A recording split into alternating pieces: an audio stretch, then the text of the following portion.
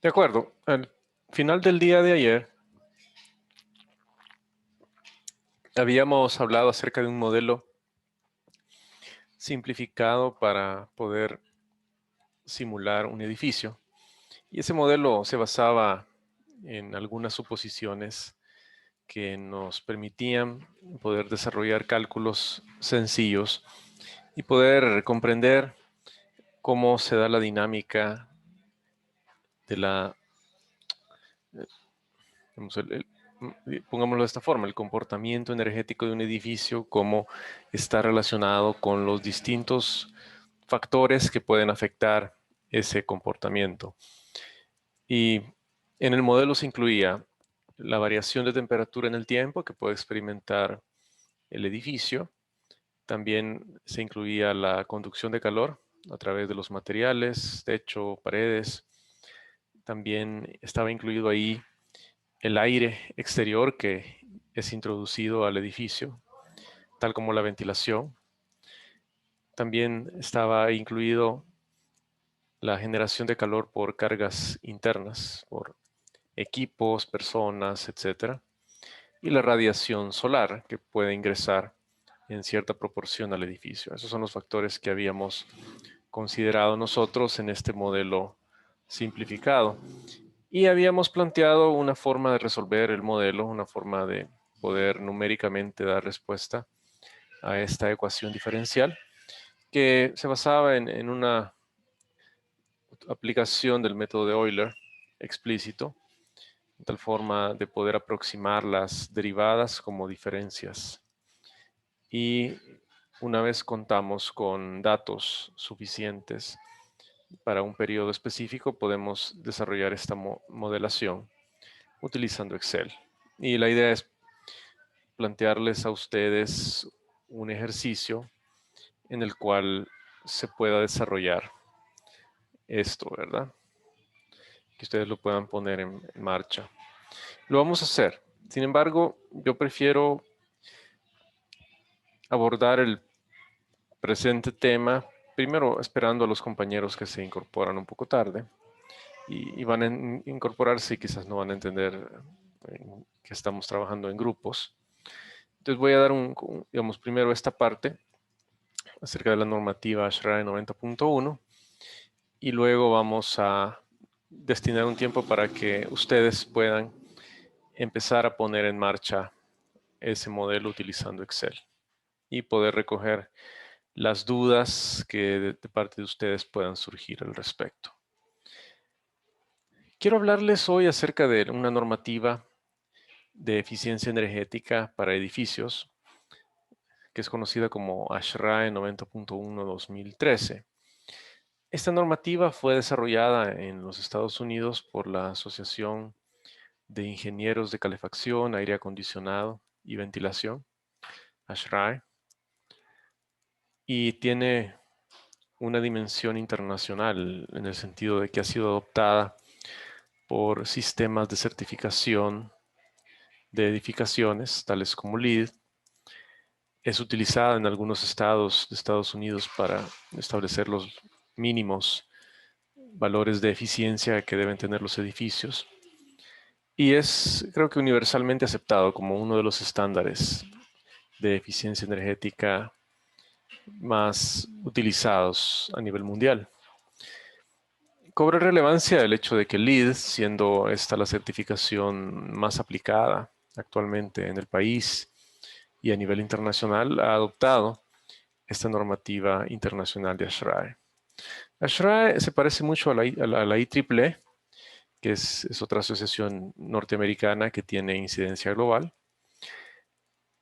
con la diferencia que ASHRAE se enfoca en sistemas de aire acondicionado, ventilación, calefacción, y ha incorporado en esta norma todos los elementos necesarios mínimos para alcanzar una adecuada eficiencia energética en los edificios. Entonces vamos a presentar nosotros un panorama acerca de esta norma. Además, el día de hoy subí a la plataforma virtual una copia de esta norma. La pueden encontrar al final del aula virtual, en la última sección, la que está más abajo, como simulación y normativas. Entonces ahí hay un PDF que yo les pido que lo descarguen porque vamos a echarle un vistazo a medida que vayamos discutiendo los elementos principales de la normativa. Lo he hecho con mucha reserva porque esta normativa es privada, en otras palabras hay que comprarla y no es del todo bueno lo que he hecho en subirla. Pero en aras de la ciencia, ¿verdad? Y el conocimiento, vamos a facilitarles el acceso a esta normativa para los propósitos de este curso. Pero sí, por favor no lo distribuyan, no lo suban a algún sitio web porque no es legal, realmente es, la idea de estas normas es que uno las compre, ¿no? Y sin embargo no sería factible enseñar su uso sin tener un acceso a la misma. Muy bien. La norma internacional ASHRAE 90.1 es una normativa de eficiencia energética para edificios. Ese es el alcance de esta norma. Y es aplicable a todos los edificios a excepción de residencias de pocos niveles. Para residencias de pocos niveles, para viviendas, existe otra norma que es la 90.2, que se especializa y se enfoca en eficiencia energética residencial. No lo vamos a ver acá porque nuestro principal objetivo es poder analizar edificios, proyectos de construcción más grandes. Y para ellos la norma apropiada es la 90.1. Pero sí deben de entender que para viviendas hay otras consideraciones que deben de ser tomadas en cuenta. Lo importante a destacar es que esta norma aplica a prácticamente todos los edificios comerciales, edificios industriales y incluye prácticamente todos los negocios, ¿verdad? Centros comerciales, hospitales, oficinas, comercios, etc. Por lo tanto, es una norma bastante general, aplicable a una multitud de edificios. ¿Qué incluye la normativa o qué elementos son los que la normativa está regulando? Lo que incluye la normativa es lo siguiente. Nos da lineamientos y valores mínimos de eficiencia que debemos de buscar implementar en edificios respecto a la envolvente. Con esto me refiero a los materiales de construcción que se utilizan en el edificio, en las paredes, en los techos, las ventanas, toda la construcción. Tratar de normar cuáles son las eficiencias mínimas que debe de cumplir el material o el sistema constructivo del edificio. Y ya vamos a hablar acerca de qué propiedades son las que son utilizadas para caracterizar y establecer esos valores mínimos.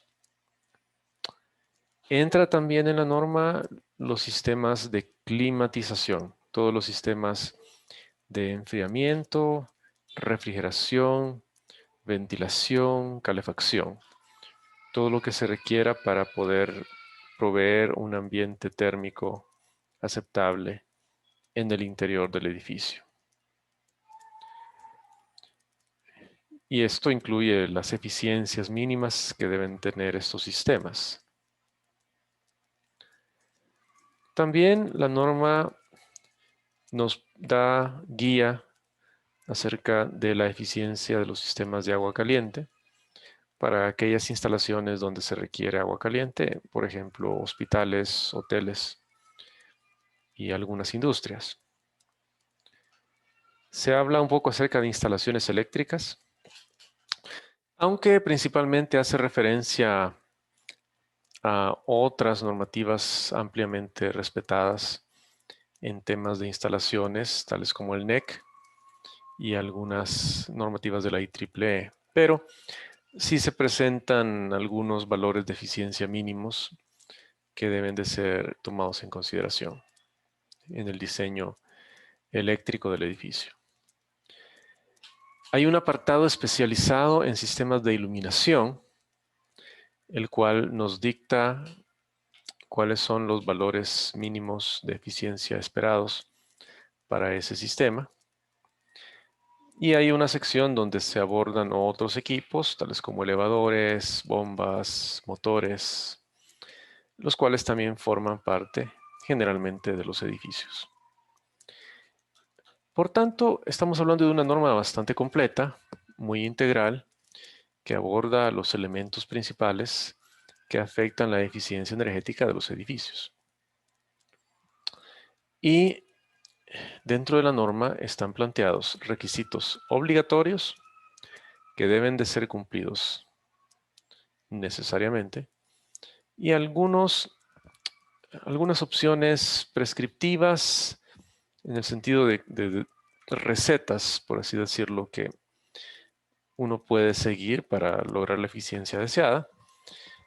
Pero además de opciones prescriptivas, además de recetas, también provee de algunas opciones más flexibles para alcanzar el cumplimiento de la norma.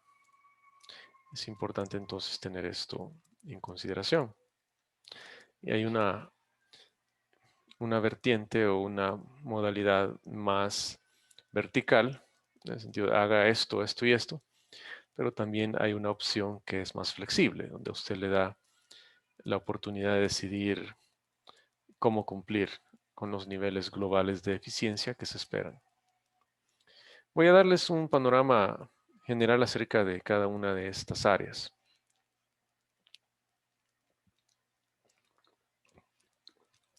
La primera de ellas es la envolvente. Con envolvente nos referimos a todos los sistemas constructivos que componen el edificio. Entre ellos, paredes, techo, ventanas, pisos, entrepisos, tragaluces. Todo lo que forma parte de la envolvente del edificio. Principalmente lo que aquí se regula o lo que se norma es el nivel de aislamiento y propiedades térmicas mínimas de esos sistemas. Aquí estamos hablando nosotros acerca de, por ejemplo, la conductividad térmica de los materiales. Estamos hablando acerca de las propiedades de los vidrios que se utilizan en ventanas. Eh, por ejemplo, como se observa en la imagen, en vidrios hay tres cosas que se suelen normar. Una de ellas es el factor U, que lo vimos a la hora de construir el modelo simplificado. El factor U es un factor de transferencia de calor por conducción, principalmente. Nos habla acerca de la resistencia térmica a la conducción del material, ¿no? Tiene mucho que ver con la conductividad y el espesor del material. Son los factores principales de los cuales se desprende este factor U.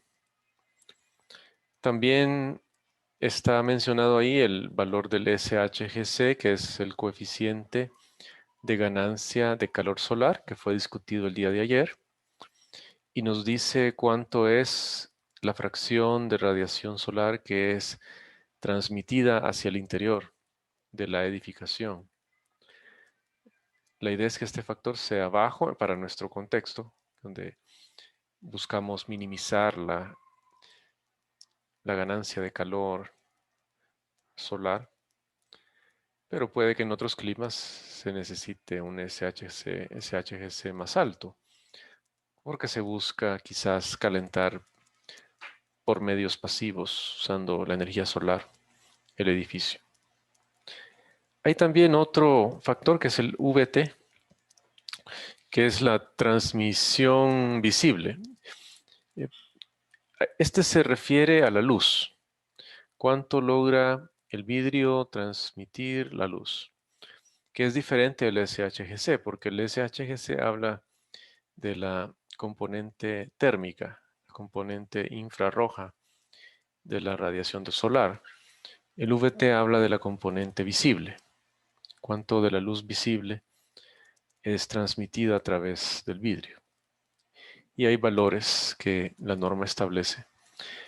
Y así como en los materiales, la norma no nos dice, por ejemplo, utilice concreto, utilice madera, utilice un material determinado, pero sí nos dice cuál es el nivel de aislamiento térmico que se debe de proporcionar en techos, paredes, pisos y ventanas. Usted puede escoger el material, tiene la libertad de poder escoger un material u otro, pero debe de asegurarse de que el nivel de aislamiento térmico que le provean esos materiales esté acorde a lo que la norma indica, y lo que la norma indica depende de la zona climática. Existen clasificaciones de zonas climáticas que se pueden utilizar, y en base a esa clasificación climática es posible caracterizar cada ubicación, y no solamente dentro de los Estados Unidos, que es donde se originó la norma, sino también a nivel mundial. Hay una zona climática que es adecuada o apropiada para cada ubicación en el mundo. En nuestro caso, nuestra zona climática se llama 1A, y eso es de tenerlo presente porque nos permite a nosotros identificar para la zona 1A, que es zona tropical húmeda. En la Florida, por ejemplo, se tiene esa zona 1A, y digamos, es posible. Y en algunas otras zonas donde digamos, esta zonificación se basa en función de las variaciones de temperatura, en función de las humedades, etcétera, ¿verdad? Entonces hay rangos. Entonces, en base a eso se van clasificando dentro de esas zonas climáticas. Y tienen una nomenclatura: 1A, 2A, 3A, 3B, etcétera. Vamos a mostrarles esto cuando abramos el archivo, y quizás darles una visión rápida de la norma. También la norma SRAE 90.1 establece lineamientos para los sistemas de climatización. Y en cuanto a los sistemas de climatización, algo muy importante tiene que ver con las eficiencias mínimas de los sistemas de aire acondicionado y calefacción. Nos establece, en otras palabras, cuál es el mínimo valor de eficiencia que debe de tener un sistema de aire acondicionado o de calefacción en una ubicación determinada. También nos habla acerca de la instalación de estos sistemas, estableciendo valores mínimos de aislamiento térmico en ductos, en tuberías y algunos otros factores que también pueden ser considerados a la hora de diseñar un sistema para cumplir con los valores mínimos esperados por la norma. Entonces, vamos a echar un vistazo en unos minutos a esta sección, pero es importante entender que ASHRAE es una asociación que se enfoca en estos sistemas, por lo tanto es una autoridad respetable en la temática y puede, en base a las actualizaciones que se hacen a la norma, estar en sintonía con el avance tecnológico que estos sistemas van alcanzando a lo largo del tiempo. Como les comentaba, también existen valores y lineamientos mínimos para los sistemas de agua caliente, referente a las especificaciones técnicas mínimas, los esquemas de control, eficiencias mínimas de calderas, entre otros parámetros que también están en la norma para poder tomar en consideración en el diseño de estos sistemas. Respecto a los lineamientos que están presentados para las instalaciones eléctricas, Se menciona, por ejemplo, las caídas máximas de voltaje en los alimentadores y en los ramales. Existen valores mínimos de caída de voltaje que deben de ser considerados en el dimensionamiento de la instalación. Y también establece algunos requisitos de monitoreo y control de las cargas eléctricas que forman parte de la instalación. Y en muchas secciones hace referencia a otras normativas aplicables para estos sistemas. Lo importante es que todo esté bajo norma y que las eficiencias mínimas sean cumplidas. En iluminación hay algo bien interesante y quizás esta norma nos da lineamientos muy importantes para poder diseñar mejores sistemas de iluminación. La norma SRAE define un parámetro que se llama la densidad de potencia de iluminación. Es conocida como LPD por sus siglas en inglés, Lighting Power Density. Y las unidades de esta cantidad son watts por metro cuadrado o watts por pie cuadrado en el sistema inglés. Es una mezcla de sistema internacional y sistema inglés, ¿verdad? Pero ya les voy a decir por qué a veces es necesario tener en cuenta ambos sistemas de unidades. Y no deja de ser una desventaja, como les comentaré posiblemente más adelante esta clase. Pero hay que saber manejar ambos sistemas porque como es una norma estadounidense, los parámetros están en unidades utilizadas en Estados Unidos. Entonces, este LPD en la norma aparece como watts por pie cuadrado. Hay versiones en el sistema internacional de la norma, pero también es de tener en consideración que eQuest, el software que vamos a utilizar, fue desarrollado en Estados Unidos y solamente tiene unidades inglesas. No es el fin del mundo, créanme, especialmente si utilizamos valores de la norma ASHRAE en el sistema imperial y podemos tomar valores de ahí para alimentar eQuest. Entonces no hay necesidad tanto de hacer conversiones, pero sí, no deja de ser molesto que se utilicen en el software algunas unidades en sistema inglés. Volviendo a este punto, quiero explicarles un poco el concepto. Es bien importante. Realmente es uno de los factores más importantes que se pueden destacar de este estándar o de esta norma. La densidad de potencia de iluminación lo que nos dice, en pocas palabras, es, permítanme, algo pasó acá. Bueno, voy a volver a proyectar. No sé si fue con mi PowerPoint o a la hora de querer hacer uso del puntero, pero bueno, voy a volver a proyectar. Aquí estamos. Bueno, lo que les decía,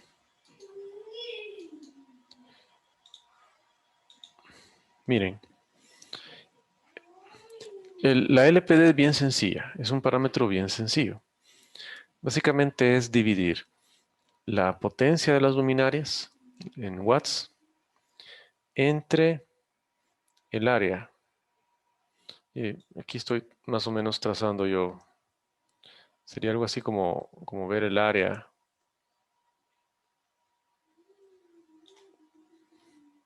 del piso de cada una de las áreas o de las zonas que usted desea iluminar. Entonces digamos que en la imagen vemos una especie de galera industrial y para calcular el LPD o la densidad de potencia de iluminación, primero contamos cuántas lámparas hay. ¿verdad? Contamos el número de lámparas, el número de luminarias. Importante, no basta con contar la potencia nominal, los watts del bombillo. También hay que considerar la potencia del balastro. Tiene que ser la potencia total del sistema de iluminación la que entra en juego en este cálculo. Entonces contabilizamos cuántas lámparas, vemos cuál es la potencia de cada una de las luminarias y obtenemos un valor en watts. Y eso lo dividimos entre el área en metros cuadrados o en pies cuadrados, dependiendo del sistema de unidades que estemos utilizando. Y ese cociente de watts de luminarias entre los metros cuadrados de área nos da el valor de la densidad de potencia de iluminación. Y es bien sencillo, como ven, lo pueden ustedes hacer en su casa o donde estén ahorita. Simplemente se utilizan, posiblemente en su caso utilizan bombillos, ¿verdad? Bombillos LED o bombillos fluorescentes. Entonces, donde ustedes están ahorita, cuentan cuántas lámparas hay, suman la potencia en watts y la dividen entre el área iluminada, el área del piso, del salón, de la sala, o del comedor, o donde ustedes están ahorita. Eso les da la densidad de potencia de iluminación. Y es sencillo de calcular y ASHRAE establece valores que se consideran valores máximos recomendados de este parámetro. En otras palabras, ASHRAE le dice a usted cuál es el valor máximo de LPD o watts por metro cuadrado que usted debería de instalar en ese espacio, en ese salón o en esa área. Y ese valor máximo depende de la tecnología disponible en el mercado, qué tan eficiente puede usted lograr iluminar un determinado espacio para lograr la cantidad de luz necesaria para ese tipo de espacio. Es decir, si usted está queriendo iluminar una galera industrial, hay un determinado valor de densidad de potencia de iluminación máximo que es recomendado para lograr iluminar esa zona o esa área con una cantidad de luz adecuada, acorde a recomendaciones para ese tipo de espacio.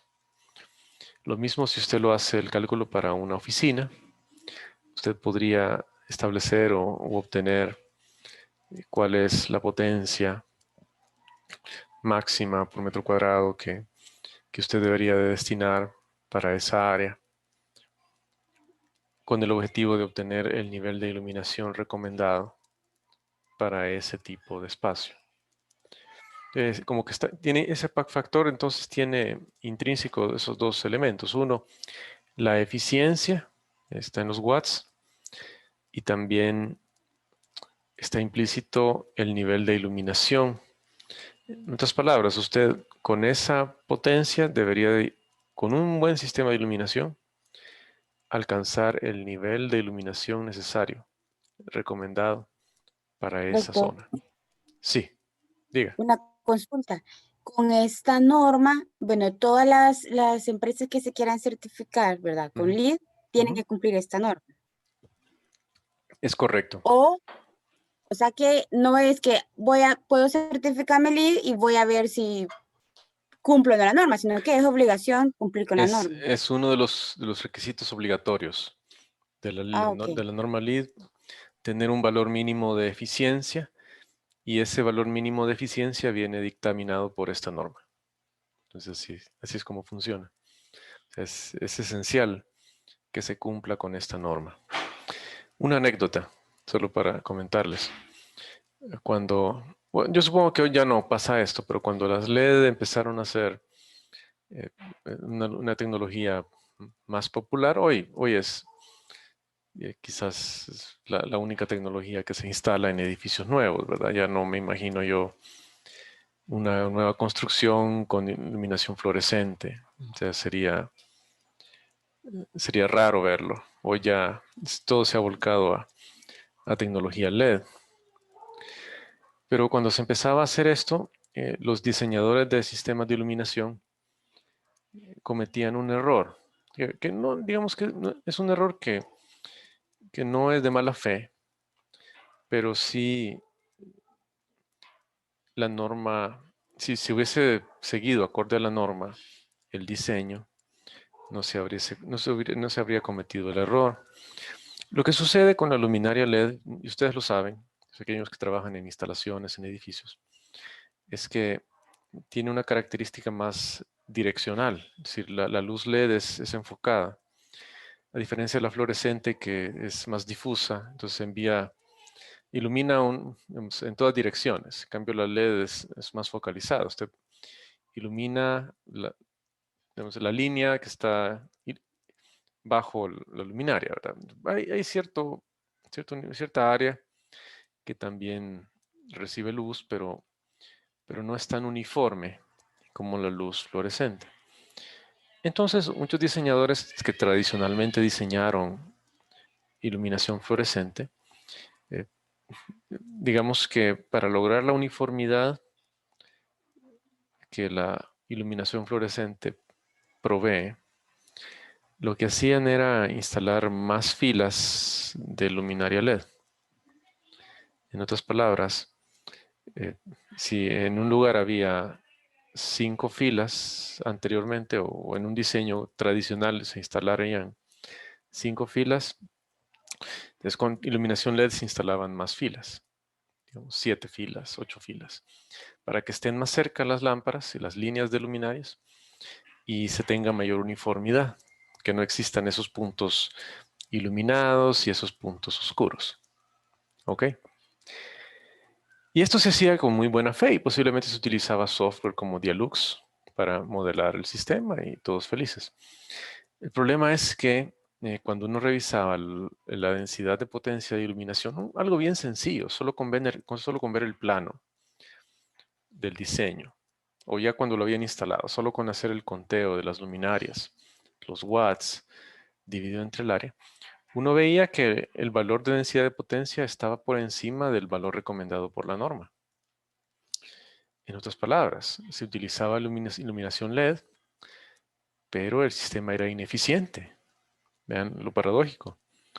Una tecnología ineficiente, mal implementada o mal dimensionada, puede dar como resultado un sistema ineficiente.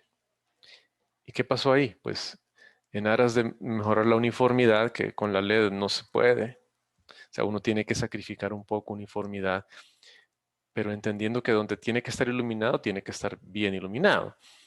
Claro, en los pasillos o en las zonas donde no hay escritorios puede que tengamos poca uniformidad, pero es un sacrificio que estamos dispuestos a pagar.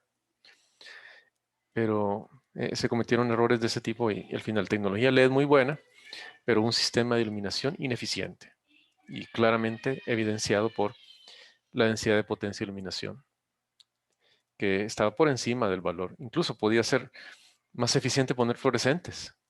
Yo vi casos donde habían llenado de LED un edificio y todos creían que estaba bien, pero un cálculo bien sencillo como este, siguiendo la norma, indicaba que era un sistema ineficiente. No importa qué tan buena sea la iluminación LED, pero mal dimensionada, mal diseñada, nos da lugar a un sistema ineficiente. Entonces, eso es lo que busca SRAE, que los sistemas sean eficientes, que no basta que la tecnología sea eficiente, sino el sistema en su diseño, en su implementación, debe de ser eficiente.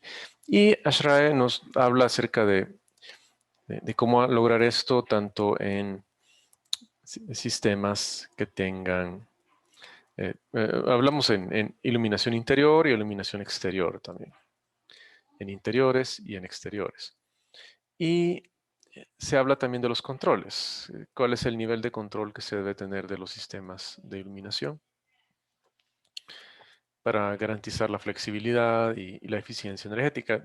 En otras palabras, lo que se busca es que no se tenga que encender toda una fila de luminarias cuando llega una sola persona un sábado en la tarde, por ejemplo.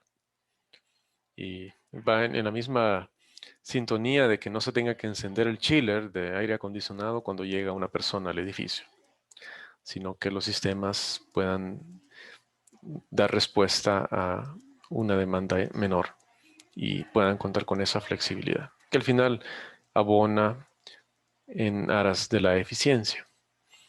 Hay otros equipos que también están incluidos en la norma, tales como los motores eléctricos, los elevadores, los cuales son también importantes, forman parte de los edificios, pero acá simplemente se utilizan otros estándares, es decir, se hace referencia, por ejemplo, a NEMA, con el tema de la eficiencia de motores, y, y se hace una recopilación de buenas prácticas y valores mínimos de eficiencia que deben de alcanzarse en otros sistemas auxiliares que forman parte de los edificios. Entonces, vean, la norma que les acabo de presentar abarca todo, abarca los materiales, abarca los sistemas de climatización, sistemas eléctricos, sistemas de iluminación, sistemas de bombeo, etc. Y la idea es que, siguiendo lo que esta norma establece, podamos nosotros llegar a tener un consumo energético reducido y, y eso nos lleve hacia obtener una certificación de alto renombre. Quiero hablarles de algo más antes de pasar al siguiente punto. Y voy a auxiliarme un poco de PowerPoint para poderles explicar. Esto es bien importante porque luego lo vamos a conectar con el modelado. Pero solo estoy abriendo o insertando una diapositiva en blanco para poderles mostrar algo, explicar algo que es importante. En este momento les voy a proyectar.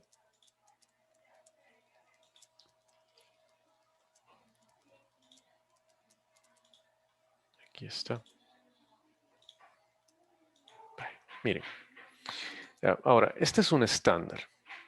Y al final, un estándar es el valor mínimo, ¿no? Es decir, cuál es el mínimo nivel de eficiencia que nosotros esperamos ver en un edificio.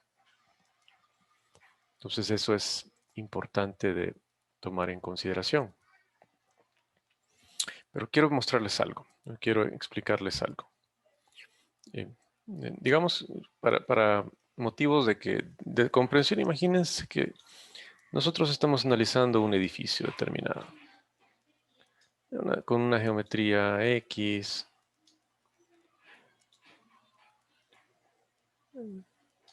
Es un edificio aburrido como este, digamos.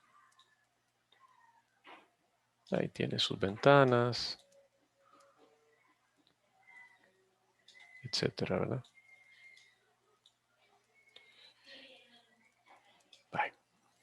Entonces, este digamos que es nuestro edificio, el edificio que nosotros estamos en aras de construir, lo que el arquitecto ha visualizado como el edificio que él desea implementar.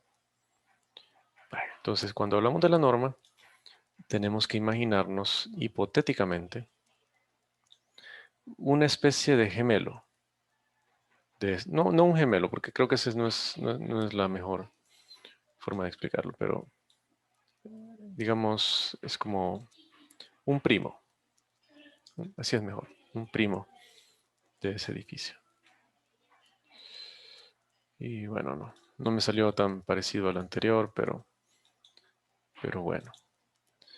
Lo que quiero explicarles, y luego realmente la importancia va a ser que ustedes comprendan la lógica de cómo funciona la simulación y qué es lo que nosotros vamos a buscar hacer. Entonces imagínense que este es digamos, es el mismo edificio, aquí no me salió idéntico, no lo logré, pero imagínense lo siguiente. Vamos a Pensar que nosotros tenemos un edificio que hemos pensado construir. Ese edificio tiene determinadas características, tiene determinados materiales, tiene determinados sistemas de climatización, iluminación. Es decir, lo hemos concebido, ha sido diseñado por un arquitecto y también ha sido diseñado por todos los ingenieros que participan en este tipo de proyectos. Entonces ya tenemos las especificaciones del edificio completas, las áreas, los planos, etc. Ahora bien, este edificio va a tener un determinado consumo energético anual, que digamos que esa cantidad le vamos a llamar P. P representa el consumo energético de nuestro edificio propuesto. Y así le vamos a llamar a nuestro edificio. Este es nuestro edificio propuesto, lo que ha diseñado el arquitecto, que tiene un determinado consumo energético P. Ahora bien, ¿a dónde viene el detalle?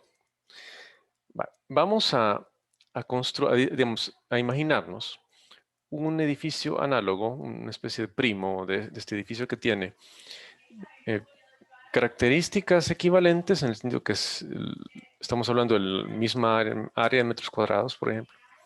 Si no va a ser un edificio más grande ni más pequeño, sino que va a ser del mismo tamaño, va a tener la misma forma, en términos generales, va a tener la misma forma que el edificio que queremos nosotros construir, pero va a tener ciertas diferencias. Las diferencias son las siguientes. El edificio B, que le vamos a llamar B, refiriéndonos a edificio base o caso base o línea base, va a cumplir con exactamente todo lo que dice ASHRAE. Es decir, va a tener determinados valores de eficiencia de los materiales, del aislamiento térmico, va a tener cierta eficiencia en lo que respecta al aire acondicionado, va a tener cierta eficiencia en iluminación, va a tener cierta eficiencia en los motores, acorde y al pie de la letra de lo que está escrito en ASHRAE. ¿Ok? Entonces, este edificio B tendría un consumo energético B,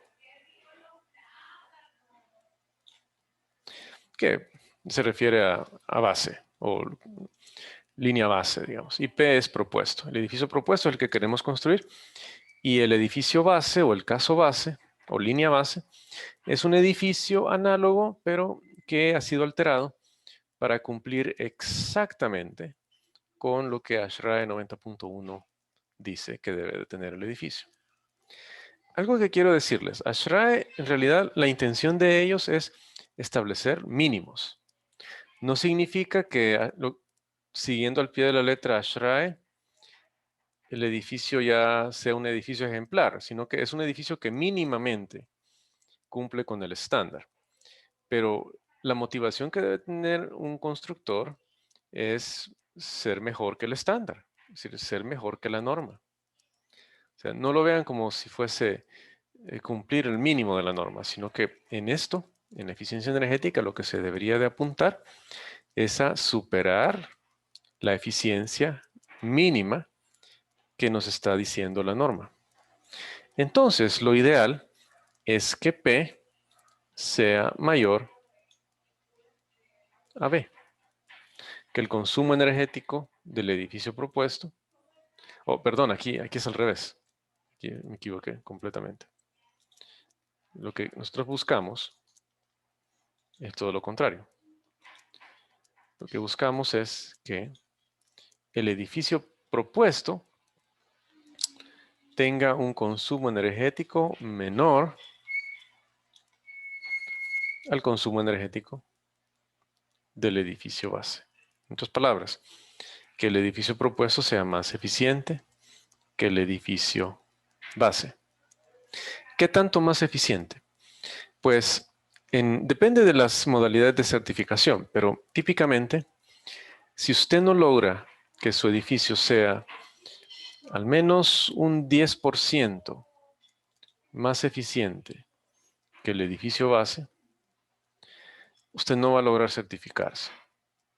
Digamos que 10% es como lo mínimo que el LEED le permite que usted pueda diseñar su edificio respecto al estándar, respecto al caso base. O sea, no basta con que P sea igual a B, sino que P debe de ser menor a B y al menos en un 10% menor a B. Si usted puede llegar a un 20, 30, 40 o más por ciento de ahorro o de una eficiencia superior a la del caso base, pues eso le va a otorgar un puntaje más alto. ¿Ok?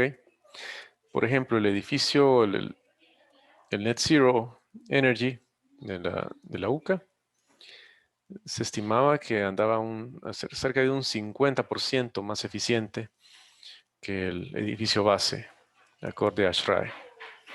Y eso es una cifra que no es tan descabellada. Muchos edificios nuevos andan por ahí, 40% o más eficientes de lo que la norma ASHRAE 90.1 establece. Entonces, esa es la lógica. Y me dirán, pero ¿cómo se construye ese edificio análogo y cómo hacemos la comparación? Se hace mediante simulación, mediante modelado energético. Y ese es el propósito de la simulación, siéndoles franco. El propósito de la simulación es poder construir estos dos escenarios. El escenario del edificio propuesto, el que usted quiere construir, y el edificio base, que es el edificio hipotético equivalente al edificio que usted quiere construir, pero con las especificaciones mínimas de eficiencia que establece ASHRAE. Entonces la idea es que con la simulación usted pueda demostrar que el edificio que usted ha diseñado y que planea construir es más eficiente que el edificio base que cumple con la norma. Y lo que quiere demostrar es que es mucho más eficiente, un 10% por lo menos más eficiente. Y si puede llegar a 20, 30, 40, 50 o más, pues eso le va a otorgar un puntaje mayor en la certificación. Ha levantado la mano Carlos. Adelante, dígame.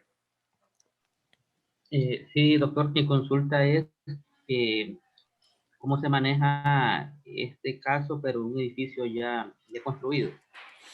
Ya construido, es lo mismo. Muy buena pregunta, excelente pregunta, Carlos. La simulación se puede aplicar para edificios que están en etapa de construcción, así como para edificios que están ya construidos y que llevan años operando. Se aplica la misma técnica, la misma metodología de simulación.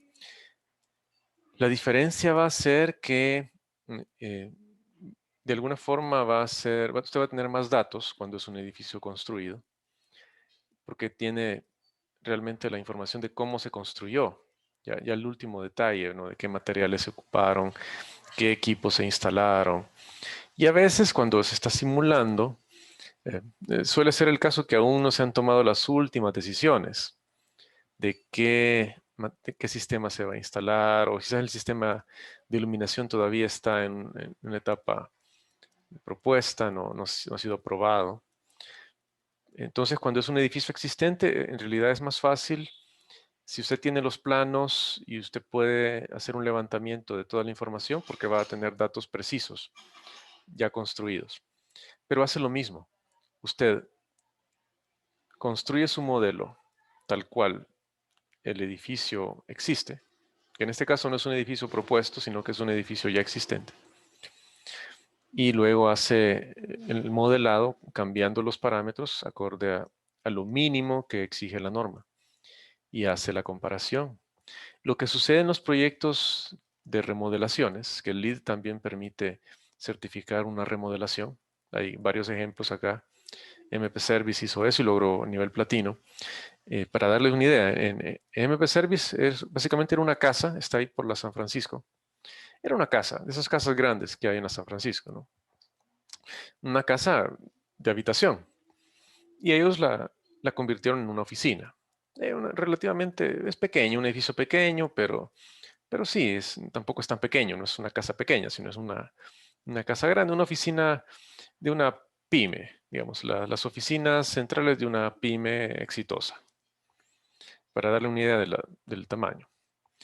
Entonces ellos hicieron varias cosas porque el edificio existente no cumplía. Era muy ineficiente, era un techo de asbesto, por ejemplo, que permitía pasar el calor. Y un edificio viejo. En San Francisco es una colonia que no es tan nueva, ¿verdad? Toda la ineficiencia que trae pues, el paso del tiempo lo tenía ese edificio. Entonces, ellos cambiaron algunos materiales, cambiaron el techo, instalaron un techo con aislamiento térmico tipo sándwich. Ellos también incorporaron algunos tragaluces estratégicamente colocados, cambiaron la ventanería e hicieron muchas mejoras en toda la parte mecánica. Instalaron un chiller, un enfriador de agua para acondicionar el edificio, instalaron sistemas de control, automatización, sistemas de iluminación LED, dimerizables. Es decir, implementaron una gran cantidad de medidas que les permitió demostrar que ese edificio era más eficiente que un edificio acorde a ASHRAE. Pero la herramienta es la misma, la simulación aplica en ambos casos y lo que usted busca con la simulación es tratar de identificar cómo puede usted hacer que P sea menor que B. ¿Qué estrategias bioclimáticas o qué estrategias de eficiencia energética puede usted utilizar para que P sea menor que B y lograr al menos un 10% de mejoría? Y si puede alcanzar más, pues es mejor porque va a lograr certificarse con un nivel más alto. Y la simulación, la gran ayuda que nos provee es evaluar escenarios y ver la parte económica.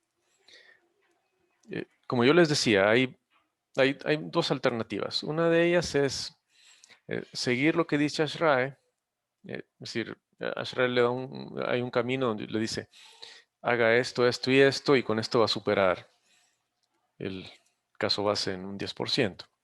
Pero casi nadie toma ese camino porque es bien restrictivo. Le dice, usted debe de cumplir en todos los criterios de tal manera de poder obtener el nivel de eficiencia. Lo que se suele hacer, lo que es universalmente adoptado, es un método más flexible, en el sentido de que ASHRAE le dice cuáles son los valores mínimos de eficiencia que usted debe tener. Pero usted tiene la libertad de decidir a dónde apostarle más. Por ejemplo, usted puede simular y ver, quizás si hago más eficiente el sistema de iluminación, si le apuesto más a ello, puedo reducir mi consumo lo suficiente para poder superar en un 10% el ahorro respecto al caso base. O usted puede decir, quizás mejor voy a apostarle a control automático. Esa va a ser mi estrategia. Voy a ser más eficiente de lo que ASHRAE me dice en ese aspecto. O puede decir, el cambiar el techo es muy caro. Este edificio es demasiado grande.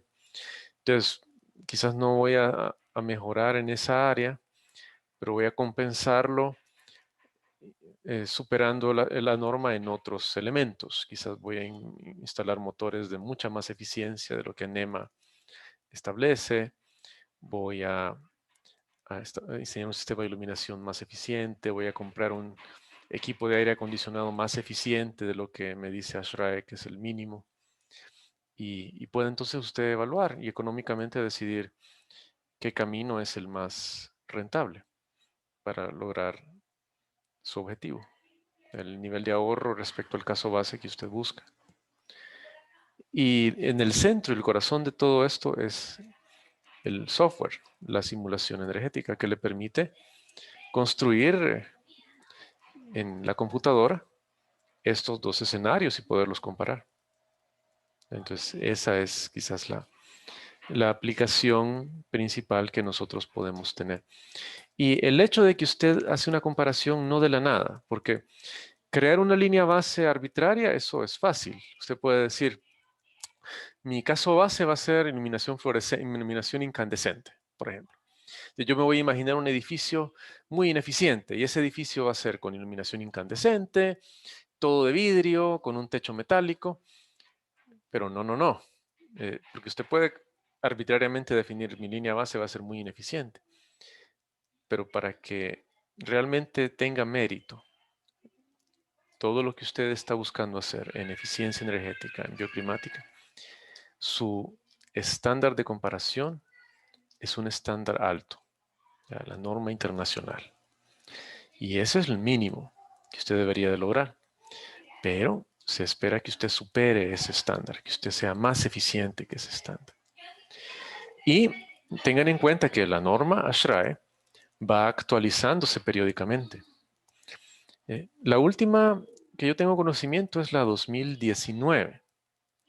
Yo la tengo y me estoy pensando si subírselas o no. Pero los cambios son principalmente en los valores. Es decir, respecto a 2013, que son 6 años de diferencia, 2019 es más estricta.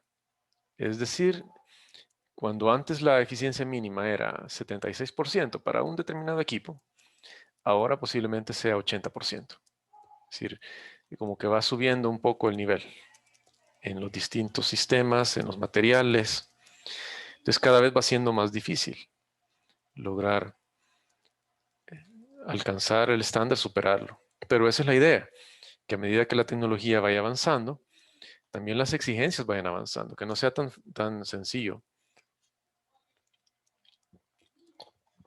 sino que a medida que vaya avanzando el tiempo, sea más ambicioso el constructor y vaya incorporando nuevas tecnologías, nuevos materiales y, y esta evolución del estándar, como cualquier otro estándar, se va actualizando a medida que los avances tecnológicos, a medida que el costo-beneficio de las tecnologías va siendo más favorable. Esto permite ir conociendo contra qué nos vamos comparando. Entonces, esa es la idea.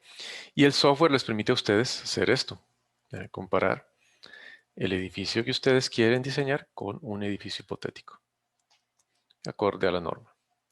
¿Ok? Entonces, este es un punto clave que yo quería enfatizarles hoy porque es el corazón del modelado, el corazón de la simulación. Así es como todo está conectado, ¿ven?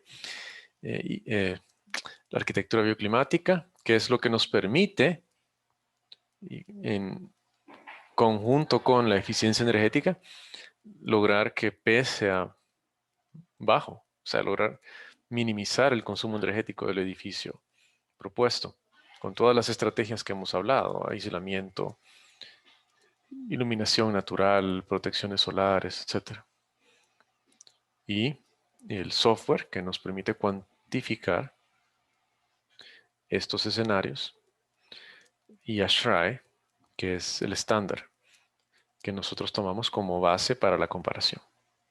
Entonces ahí es donde todo digamos, hacemos el círculo completo respecto a lo que hemos cubierto. Voy a empezar a hablarles un poco acerca del software y solo son unos minutos, luego hacemos el receso. Al regresar vamos a continuar y vamos a hacer el primer esfuerzo por implementar el caso práctico que les planteé la clase pasada. Aprovechando que ya espero que estén todos, ¿verdad? Que todos hayan podido conectarse y ya estén un poco más descansados después del receso. Pero vamos a entrar de lleno al tema del software. Miren, yo como les dije, el software al final es una caja negra, porque es una caja negra.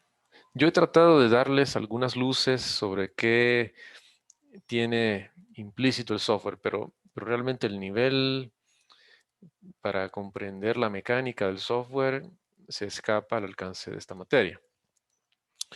Donde tendríamos, incluso a nivel de maestría en Estados Unidos se alcanza a profundizar los procesos. Es más algo que quizás a nivel de doctorado se pueda revisar. Pero sí es importante que tengamos alguna noción que yo he tratado de transmitirles, un poco apreciar la complejidad de estos modelos matemáticos que están implícitos en este programa. Yo les voy a pedir que instalen este programa. No lo vamos a utilizar hoy, pero sí me gustaría que lo descarguen. En la actividad virtual de la semana pasada también les dejé un material de lectura para que ustedes empezaran a familiarizarse con el programa. Quiero decirles algo con claridad. Realmente mi intención en ningún momento es enseñarles el software. Es decir, este no es un curso del software. Y realmente no tenemos nosotros el tiempo para dar digamos, un curso completo respecto al software, porque creo que el software ustedes lo pueden después aprender a su tiempo, o hay cursos más prácticos para poder usarlo, hay tutoriales, etcétera. Pero al final no es ese el objetivo. Yo creo que les haría un mal servicio si nos hubiésemos enfocado en el software. Me interesa más en la materia darles a ustedes el contexto, darles la visión completa para que puedan en el futuro profesionalmente dedicarse a esto. Pero realmente el manejo del software es algo que lo vamos a ver, obviamente lo vamos a tratar de explicar, pero sí va a ser un punto de inicio, ¿verdad? Un punto de partida con la idea de que ustedes lo pongan en práctica en el proyecto, en el caso de estudio, quizás ahí adquieran un poco más de destreza ya practicándolo, pero es realmente un trabajo a largo plazo de poder conocerlo mejor y adquirir todos los trucos y destrezas para manejarlo. Pero sí es importante tener conocimiento de la herramienta y vamos a darles a ustedes un punto de partida sobre la herramienta. El día sábado la idea es poder enfocarnos al software. Yo ya hice la cuenta y respecto a lo que yo tenía planificado, realmente hemos perdido horas, porque tradicionalmente cuando es presencial tenemos más horas enfrente. Entonces yo posiblemente el sábado nos vamos a quedar cortos y mi idea es pensar quizás tener un taller práctico donde podamos ver algunos elementos del software o profundizar en lo que no se pueda cubrir el sábado, que es toda la mañana, y quizás dar ese tiempo adicional, porque no estamos, el tiempo no es tan amplio como para hacerlo. Entonces mi propuesta va a depender de cómo nos vaya el sábado, ya entrando de lleno al programa, pero la idea es poder quizás pensar en una sesión la siguiente semana, aunque yo sé que esto no lo tienen ustedes pensado o planificado, y yo entiendo que no les puedo obligar, pero yo voy a ofrecerles una sesión extra la siguiente semana, quizás miércoles. Pienso que es un día, mitad de semana, para dar un poco de respiro a esta semana más intensa de clases, y quizás complementar un poco y dar algunos elementos más del uso del programa que no podamos ver el día sábado. Ese es mi plan. Ahí conversamos eso si gustan más adelante. El mismo día sábado podemos ya definir ya con mayor certeza. Algunos comentarios antes de pasar al receso. Lo primero es que hay una definición de simulación que está en la pantalla en este momento. Es el proceso de diseñar un modelo de sistema real y llevar a término experiencias con él, con la finalidad de comprender el comportamiento del sistema o evaluar nuevas estrategias dentro de ciertos límites que han sido impuestos por un criterio o por un conjunto de ellos. Entonces, la idea aquí es poder probar, poder comprender el comportamiento de un sistema, en este caso es de un edificio, y todos los elementos que forman parte de él, y poder hacer escenarios, poder evaluar qué pasa si nosotros modificamos alguno de esos componentes del sistema Y aquí lo que vamos nosotros detrás es poder reducir el consumo energético, poder hacer más eficiente ese edificio, utilizando las herramientas que el software nos provee. ¿Qué es lo que se puede simular en estos programas de modelado energético de edificios? Pues lo que nos interesa más es el consumo de energía, poder conocer el consumo energético mensual y anual de la edificación, obteniendo este tipo de gráficos que está mostrado en la imagen y que ustedes ven acá, a donde se presenta la variación mensual del consumo. Y también podemos ver cómo se distribuye ese consumo, es decir, en qué sistemas se está consumiendo más energía. Eso es quizás el plato principal que uno desea obtener de un modelo energético. Ahora, hay otros elementos que también podemos simular. Este que está acá es la caracterización del consumo, que está acompañado, es un complemento del anterior. Tratar de obtener el diagrama de pastel, la distribución del consumo, a dónde se está consumiendo más energía dentro del edificio. Y resulta en nuestro caso, la mayoría de edificios, especialmente los edificios climatizados o con aire acondicionado, el aire acondicionado va a ser el principal consumo. Cerca de entre un 50 y un 60% del consumo va a estar asociado al aire acondicionado. Y eso se ha demostrado y es lo que nos da en casi la mayoría de los casos. A menos que existan sistemas específicos que consuman mucha energía. En las industrias, obviamente, esto cambia, porque el equipo de proceso puede ser el principal consumo, los motores, maquinaria, etc. Pero si hablamos de un edificio convencional, un edificio comercial, de oficinas, institucional, en nuestro clima, en nuestro contexto, el aire acondicionado va a ser el principal uso de la energía. Con esto voy a cerrar, porque además de ver el consumo, también nos interesa ver el costo de la energía y potencia que se ha requerido durante todo el año. Esto lo hace muy bien el software, porque fíjense que ustedes pueden en el software decirle cuáles son las franjas horarias, punta, valle y resto, cuáles son las tarifas en cada franja horaria. Y como el software simula hora a hora, desde enero hasta diciembre, él sabe a qué horas consume usted energía. Él conoce su curva de demanda. Entonces puede decirle con bastante precisión, en base al pliego tarifario vigente, considerando los costos de energía en punta, valle y resto y el costo de potencia, porque el programa también puede predecir la demanda máxima de cada mes, de cada día. ¿Sí? Todo eso lo logra cuadricular perfectamente el software. Y le puede dar un dato muy preciso del costo de energía y potencia asociado al mismo. Y ahí considera usted cuánto consumió en la noche, cuánto consumió en el día, cuál fue su demanda máxima. Y esto lo puede plasmar el programa. Que hacerlo a pie es difícil, porque uno tiene que asumir una determinada curva de demanda y considerar la simultaneidad de cargas, pero el software lo hace, él hace el cálculo y nos puede dar con una gran precisión cuánto nos va a costar operar el edificio en términos energéticos. Ok, hacemos en este momento el receso y nos volvemos a encontrar en 25 minutos. Les pido que se vuelvan a conectar porque hay algunos compañeros que tristemente nos abandonan, pero creo que les va a servir mucho empezar a trabajar en ese ejercicio práctico que hemos asignado. Entonces sí les pido que en esta ocasión traten de aprovechar y poder esclarecer dudas respecto a ese ejercicio que tenemos pendiente. Ok, en 25 minutos entonces, espero que...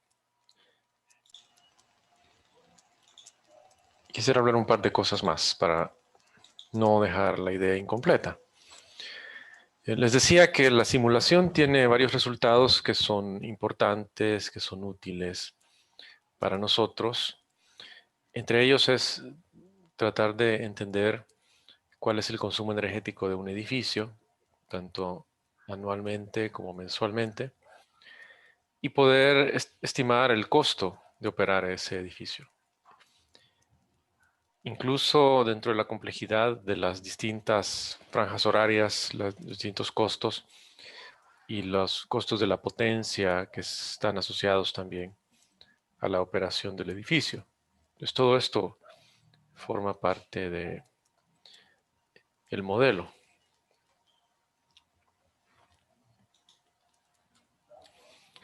Otras cosas que se pueden hacer también incluye poder evaluar el confort térmico del edificio, ver el nivel de distribución de luz o el confort lumínico.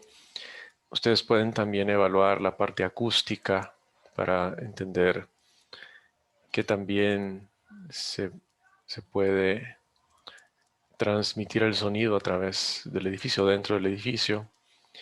Podemos también evaluar la calidad del aire, entre otros factores o entre otros posibles aspectos que pueden ser simulados usando los programas. El tema de ventilación natural. Yo les hablaba acerca de la dinámica de fluidos computacional como una herramienta que puede ayudarnos a poder evaluar los flujos de aire dentro de un edificio y lograr optimizar el diseño de las entradas y salidas de aire. Así como el permitirnos visualizar los perfiles de temperatura, las distribuciones de temperatura, identificar puntos calientes dentro del edificio. Quiero plantearles qué preguntas se pueden resolver con una simulación, tratando de darles a ustedes una idea de la amplia gama de posibles respuestas que una simulación energética nos puede brindar. El primer ejemplo, ¿qué diferenciaría agregar aislamiento térmico en el cielo falso? Si nosotros instalamos aislamiento térmico en el techo, ¿qué efecto tendría eso en el consumo energético del mismo? Lo cual, si lo hacemos a pie, es difícil, porque va a depender de las temperaturas, va a depender de la radiación solar, y el software lo simula, entonces nos puede dar un resultado más contundente de cuál sería el impacto, como en esa pregunta se plantea de instalar aislamiento térmico.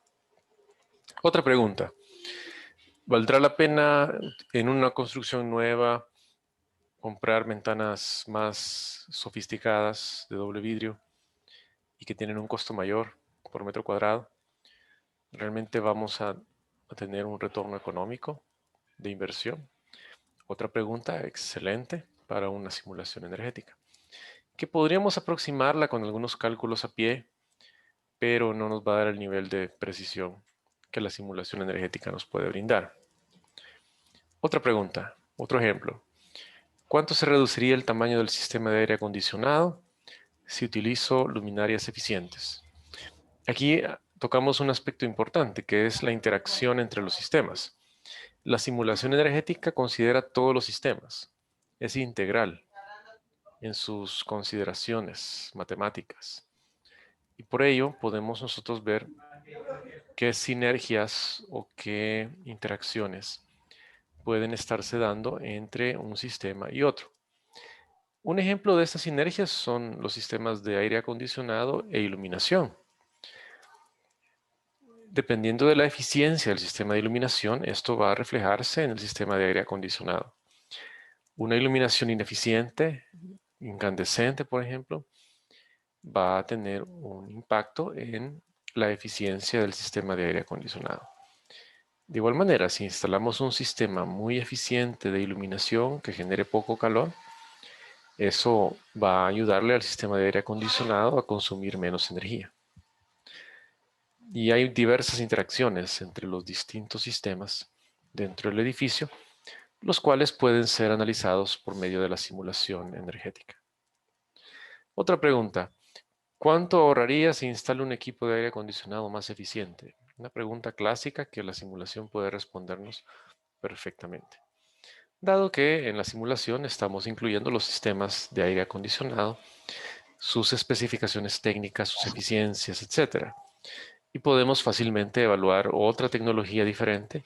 Puede ser otro tipo de aire acondicionado, puede ser un equipo más eficiente que sustituye el equipo existente, y el software perfectamente nos da una respuesta de cuál sería el ahorro y cuál sería la rentabilidad si se implementase esa medida. Una última pregunta: ¿cuánto se reduciría la factura de electricidad si yo instalo cortasoles en la fachada este? Si instalamos protecciones solares en la fachada este, ¿cuál va a ser el ahorro económico que esto tendrá asociado? Otra pregunta clásica que puede ser respondida por medio de una simulación. Preguntas que quizás podamos aproximar haciendo cálculos sencillos, pero que no van a tener el nivel de confianza que uno obtiene con la simulación. Vean que especialmente cuando está involucrado el balance térmico, el consumo energético de los sistemas, los costos, el modelado energético de edificaciones es una herramienta fantástica que nos va a dar respuestas sumamente útiles. Por otra parte, ¿cómo podríamos nosotros aprovechar al máximo la simulación en el diseño de los edificios? Una pregunta interesante. La mayor utilidad de estos modelos puede obtenerse en las etapas iniciales del diseño. En las etapas iniciales del diseño todavía no se han tomado las decisiones más importantes acerca de los materiales, acerca de los sistemas que se utilizarán. Y digamos que existe una ventana de oportunidad para poder evaluar qué tecnologías pueden ser incorporadas y, en virtud de la rentabilidad económica que estas medidas puedan darnos, convencer a los constructores, convencer a los propietarios del edificio acerca de la conveniencia de implementar dichas medidas. Es cuestión de números, es cuestión de hacer cifras para poder establecer qué tan conveniente sería implementar cierta medida, o si no es rentable implementar cierta medida. Es importante también en las etapas tempranas del diseño mantener el modelo de simulación simple, sin incluir más detalle de lo que es necesario o esencial o conocido. Y a medida que vamos avanzando en el proceso de diseño, ir incluyendo mayor nivel de detalle y mayor precisión. Y como en todo modelo numérico, debemos de ser cuidadosos de los resultados que nos está arrojando el modelo. No podemos nosotros ser ciegos y no someter a cierto nivel de escrutinio lógico el resultado que la simulación nos está brindando. Si, por ejemplo, cambiar un material tiene un ahorro energético asociado de un 60%, tiene casi más de la mitad del consumo si nosotros cambiamos un material, es un dato sospechoso. Entonces habría que analizar si estamos alimentando correctamente el modelo, si los datos de entrada están bien, o si es porque es demasiado bueno para ser verdad, por ejemplo. Y eso es algo que mediante experiencia, mediante chequeos lógicos, podemos ir comprobando. ¿Cuándo no vale la pena utilizar la simulación? Pues principalmente cuando ya está demasiado avanzado el diseño y ya es improbable hacer cambios. Ya en esas etapas avanzadas del proceso, difícilmente vamos a poder cambiar la orientación del edificio, por ejemplo. Difícilmente vamos a poder cambiar la forma. Difícilmente vamos a cambiar la distribución de las ventanas. Difícilmente vamos a cambiar los materiales. Porque ya hay un avance significativo, ya existen plantas de distribución interior, ya se ha avanzado en la instalación eléctrica o en el diseño del sistema eléctrico. y es muy complicado poder regresar a varias etapas previas y cambiar el diseño. Y eso es lo que pasa. A veces me llaman a mí a asesorar proyectos que ya están en la etapa final.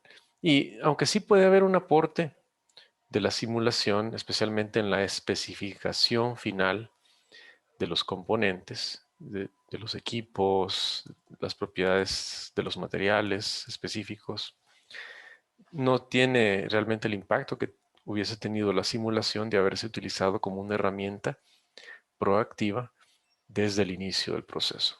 Entonces es bueno incorporar desde un inicio, así como LEED dentro del concepto del diseño integrativo lo promulga, que desde un inicio todos los interesados estén participando activamente en las tomas de decisión, porque de esa manera podemos anticipar posibles problemas de interferencia entre sistemas, podemos identificar ahorros mediante sinergias en los diferentes elementos. También cuando es un proyecto muy pequeño, posiblemente el costo de una simulación no sea tan justificable. Algo a comentarles, y es importante, es el hecho de que realmente la interacción que hay dentro de un edificio, los fenómenos físicos que acontecen dentro del edificio son complejos. Todos los modos de transferencia de calor que hemos explicado, la interacción que hay entre los elementos, cómo la iluminación afecta a la ventilación, cómo la transferencia de calor se produce mediante radiación, convección, conducción, y cómo a veces incluso los mismos objetos emiten radiación a otros objetos. Toda esa dinámica es compleja, por ello los modelos matemáticos son complicados, pero existe un avance bastante significativo a nivel científico que nos ha permitido implementar estos modelos que se van refinando, que van actualizándose en los programas de simulación. Y Quest es uno de esos programas. Bien, vamos a hacer acá el cambio y vamos a rebobinar un poco porque hay un ejercicio que hemos asignado que forma parte de los ejercicios prácticos que ustedes están desarrollando durante la clase y es el último ejercicio práctico. Después de eso solamente queda el proyecto. Pero veo una pregunta en el chat. Debido a que la simulación depende de la calidad de los datos obtenidos, ¿existe una guía de buenas prácticas para realizar mediciones de campo útiles para la simulación? La norma de ASHRAE contempla esto. Es una muy buena pregunta. Digamos que el mismo proceso sirve como un control de la calidad de los datos que usted utiliza. Le quiero comentar algo. Esta simulación que yo les he dicho que usted introduce el modelo propuesto y lo compara con el modelo base utilizando ASHRAE. En la misma norma ASHRAE, el apéndice G, ustedes ya tienen la norma, la pueden ojear, vamos a ver algunos puntos de ella más adelante. El apéndice G habla acerca de los procedimientos, de cuáles son los protocolos para poder hacer esa simulación. Y digamos que para que la simulación sea aceptada por el ente certificador, en este caso el USGBC, usted debe de someter esa simulación, los resultados de esa simulación a una revisión por pares. Así como cuando usted publica un artículo científico que se somete a revisión por pares. Y esa revisión es bien estricta, sumamente estricta. Hay un formato que hay que llenar usted completa. Primero hay un informe donde usted escribe el edificio que está simulando, habla acerca de las características del mismo y presenta atestados de esa información. Por ejemplo, los planos del edificio, los planos eléctricos, etcétera. Y bueno, listados de equipos, o sea, da toda la información. Muestra luego los resultados de su simulación, cuáles son los datos de entrada que utilizó, cuáles son las salidas, cuál es la interpretación que usted hace de ello. Y esta persona, estos profesionales que revisan estos pares, son bien inquisidores, ¿verdad? O sea, bien detallistas para poder comparar. Yo incluso sospecho que ellos hacen una simulación con los datos de entrada que usted le da. Como que ellos hacen una simulación tomando los datos de entrada y ven si esos datos se reproducen en la simulación. Y analizan la lógica de la información de entrada que usted provee.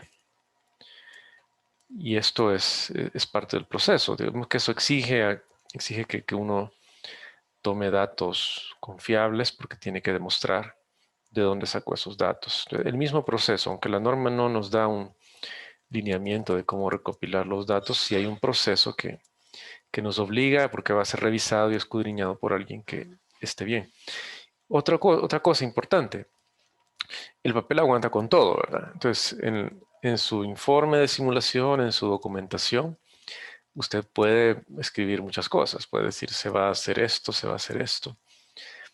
Pero recuerden que en una certificación LEED, antes de que se dé la certificación hay un comisionamiento.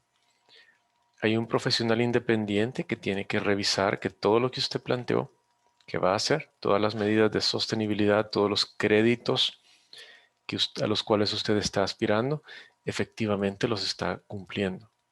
Entonces, esa autoridad del comisionamiento, el commissioning, también se encarga de verificar que todo lo que usted estableció que iba a implementar se lleve a la práctica. Esos digamos que son los controles. Pero evidentemente sí. Solo un comentario más que quiero también hacer. Cuando es un edificio existente, una forma de verificar que usted ha hecho la simulación correctamente es comparando los resultados de la simulación con los datos de consumo real. Ese es el test último que usted puede hacer a una simulación. Verificar en la práctica si lo que usted simuló, lo que usted predijo que iba a ser el consumo, efectivamente es el consumo que se reporta. Y ahí usted puede demostrarlo. Normalmente lo que se acepta como válido es un error dentro de un 5% entre lo que usted simula y lo que se mide realmente que el edificio consume. Entonces, con eso usted puede entonces tener confianza de que su modelo es apegado a la realidad y que puede usted evaluar otros escenarios y que van a darle también resultados realistas. Esas quizás son las prácticas un poco a modo de resumen que se siguen para asegurar que el tema de los datos no sea un problema. Ok. Bueno, les decía que estamos haciendo en este momento eh, un paréntesis, ¿no? Hemos asignado un ejercicio. Yo quiero que lo empiecen a trabajar y que podamos quizás ver todas las dudas que pueden haber surgido de parte de ustedes respecto al ejercicio. Se los voy a proyectar nuevamente a modo de visualización. Permítanme.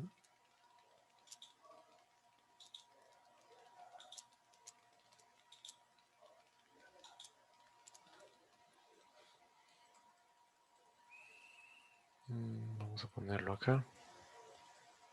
Aquí está.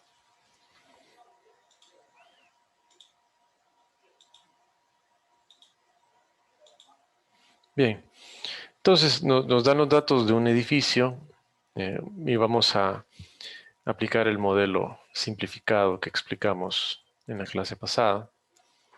Ahí aparecen algunos datos. Yo lo que les pido es lo siguiente.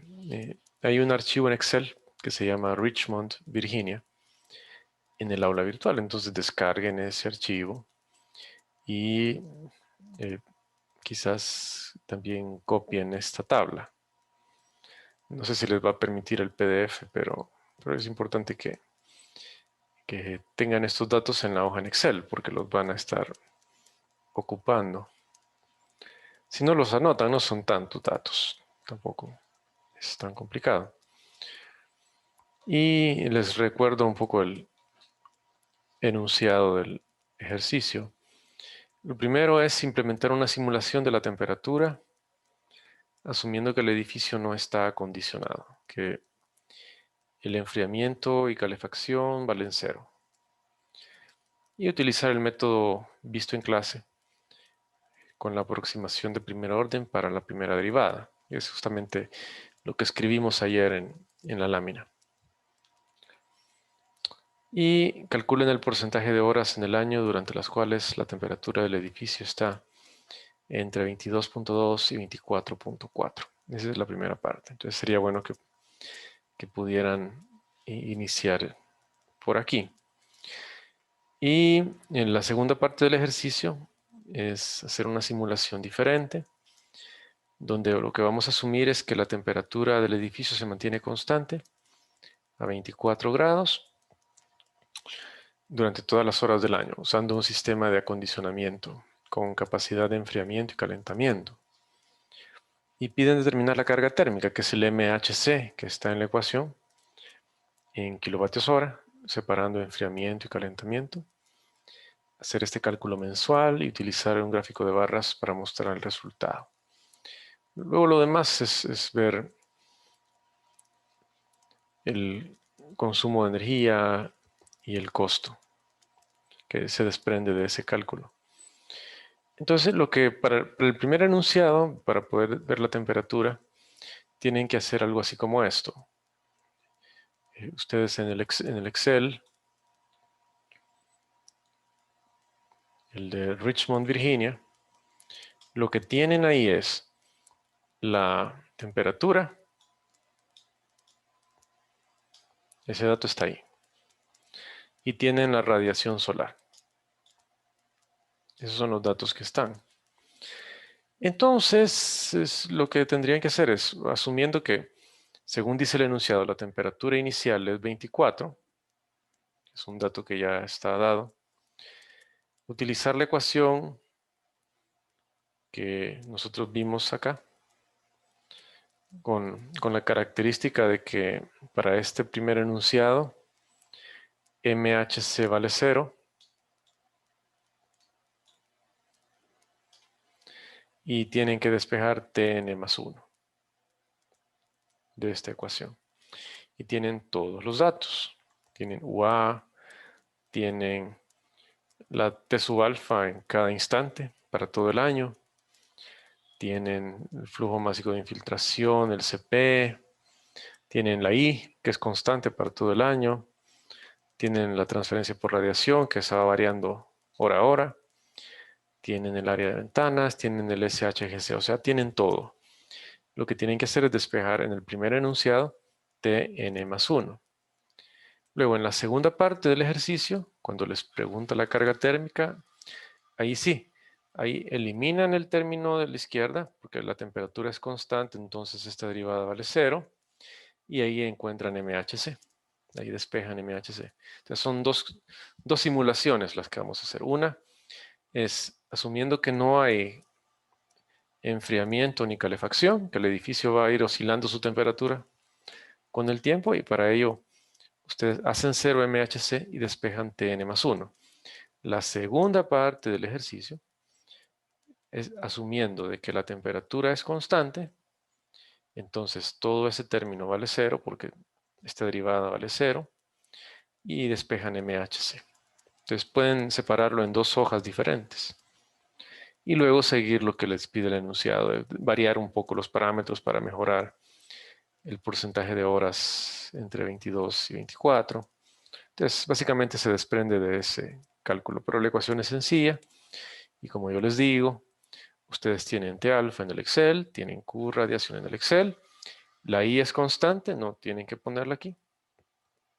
Apliquen la ecuación con T sub 0 inicial conocido de 24 y luego copien la fórmula para las 8600 horas del año. Entonces eso es de lo que se trata y de ahí se va avanzando, trabajando en los demás enunciados en base a los resultados que se desprendan de acá.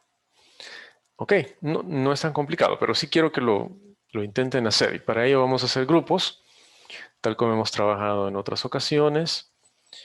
Voy a organizar estos grupos. Primero, ¿alguna pregunta que haya surgido de esta explicación? Voy a estar hablando con ustedes en los grupos para ver algunas preguntas más puntuales, pero no sé si hay algo que les genere duda inicialmente para poderlo preguntar. Hacer solo, Dígame. doctor, podemos hacer un cálculo solo con en un tiempo, no sé, solo tal vez uno y después continuar Es que esa es la así con los idea. demás. La idea es esa, sí, que ustedes hagan un cálculo en uno, o sea, que escriban la fórmula para el T1, porque la T sub 0 es conocida, en la temperatura inicial de 24. Entonces, escriban la fórmula para T1 y tienen que escribir los datos en Excel, ¿verdad? Y luego despejar la fórmula y escríbanlo, ¿verdad? Y luego es cuestión de copiar la fórmula para todos los datos que están ahí. Entonces, la clave es hacerlo para uno. Escribirlo para uno y luego simplemente copiarlo para los 8600 datos, 8600 horas que hay en el año. Entonces, esa es la idea. Justamente enfóquense en uno, despéjenlo, T1, con la fórmula que está ahí, que yo se las di. Escriban la fórmula en el Excel, obtengan el valor para T1 y luego asegúrense de que copian correctamente para los 8600 datos en el año. Entonces, de eso se trata. Bueno, no sé si hay otra pregunta inicial. Yo voy a estar ahí orientándoles, ¿verdad? Ayudándoles si tienen más dudas. Vamos a crear 3 grupos, 3 salas y nos vemos en un momento. Entonces, iniciamos a partir de ahora.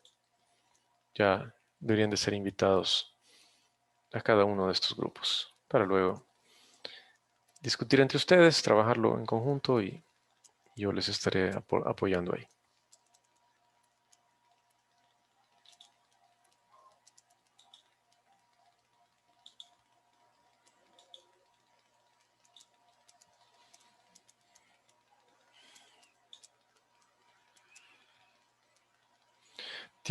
Les aparece posiblemente un cuadro de diálogo, entonces tienen que aceptar para ir a los grupos que están asignados.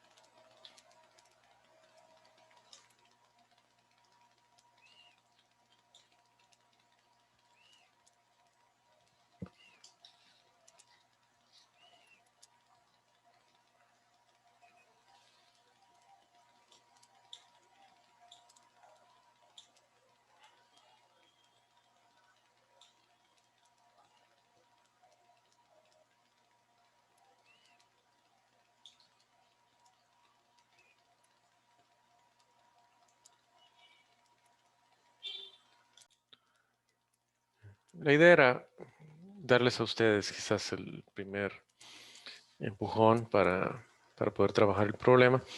Obviamente van a surgir otras dudas a medida que lo vayan trabajando y espero que podamos tener la oportunidad de irlas aclarando.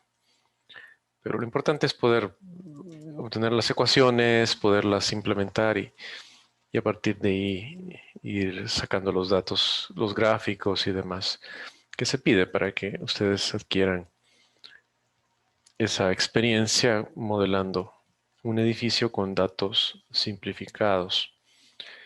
Bueno, tenemos unos minutos, pedirles lo siguiente.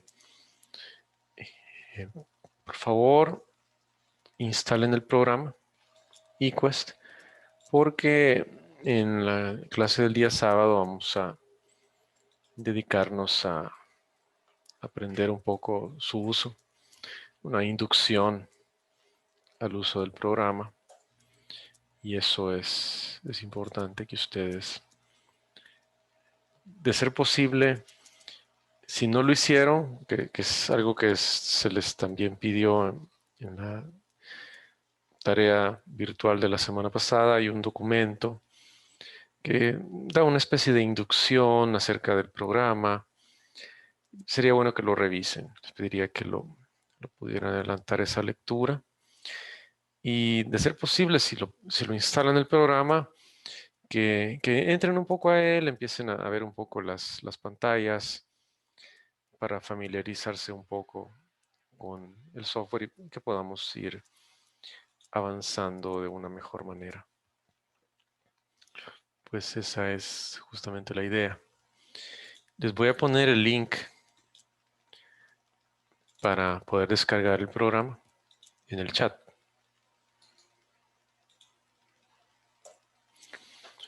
Como les digo, procuren descargar el programa y si pueden adelantar la lectura que yo les facilité y si les queda tiempo de aquí al sábado entrar solo para conocer un poco la interfaz y el sábado vamos a enfocarnos de lleno en el software, poder comprender su uso y sus potencialidades para que puedan ustedes aplicarlo en el proyecto o el caso de estudio que vamos a desarrollar, el cual la idea es que ustedes exploren un poco las funciones, las potencialidades que tiene el programa.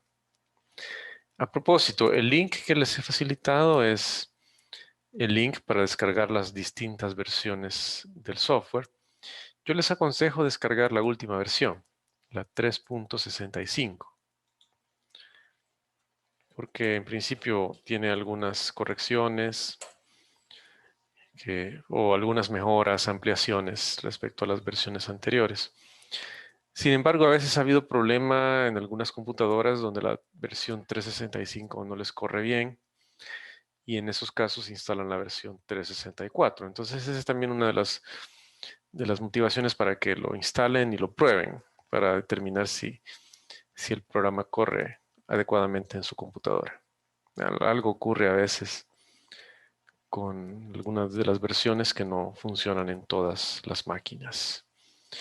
Y bueno, el día sábado vamos a dar un panorama inicial sobre el software, sobre qué información requiere y entraríamos de lleno a manipular el programa, explicar su interfaz y hacer algunos ejemplos mediante el uso del programa para que puedan con esa inducción desarrollar el proyecto.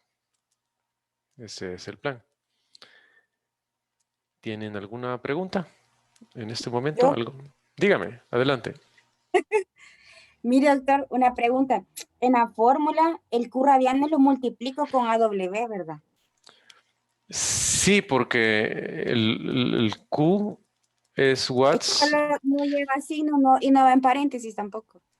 Es que el QRAD está en watts por metro cuadrado, ¿verdad? Entonces es como el calor por Ah, unidad de área. Y por ello necesita multiplicarlo por el área, que es el área W, el área de ventanas, para que eso le dé watts. Porque si no va a estar metiendo watts por metro cuadrado. va a ser muy pequeño el valor.